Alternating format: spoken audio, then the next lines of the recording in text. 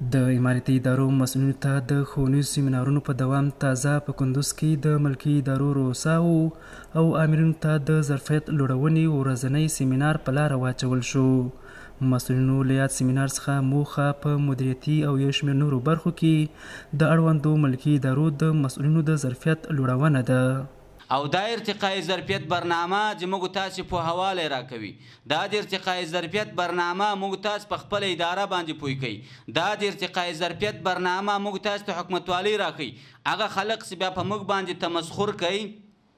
هغه خلک چې هغه موږ ته وایي چې څوک په نظام باندې نه پیږي،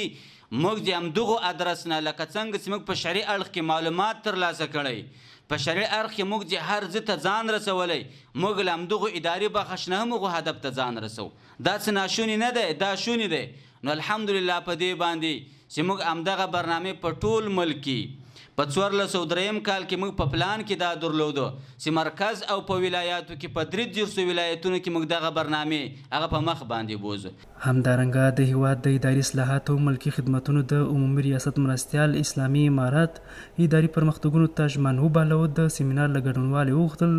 تر څو خپلې مدیریتي وړتیاوې لا پیاوړې کړي. نو د ساده سازي ریاست هدف دا شه چې هغه په حکومتي اداراتو کې هغه پیچیده پروسې ساده کړي او خلقو ته خدمات په وخت باندې وړاندې شي. دا زموږ د امارت پالیسي دی چې خلقو ته خدمات په وخت باندې وړاندې کېدل، مراجعینو ته اساني راوستل د حضرت امیر المؤمنین حفظه الله